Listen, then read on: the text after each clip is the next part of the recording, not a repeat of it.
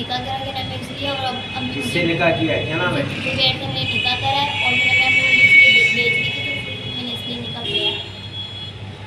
मोहम्मद कुरैशी है जो मुझे ले रहा था, लाहौर पे दे रहा था उसके।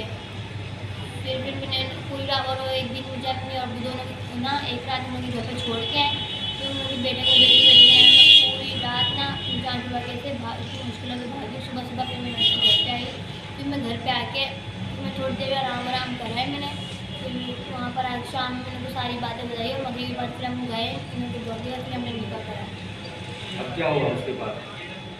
उसके बाद फिर हम सुबह गए कोर्ट, फिर वहाँ पर दिया, फिर वहाँ पर अभी कौन लड़ा है? घर का क्या हुआ? और घर के कब्जा करके बैठे हुए अम्मी, अब्बू, एक ताया है, और मोहम्मद कुरैशी है, और 2-3 जने उनके दोस्त वोस्त होंगे, वो है बस।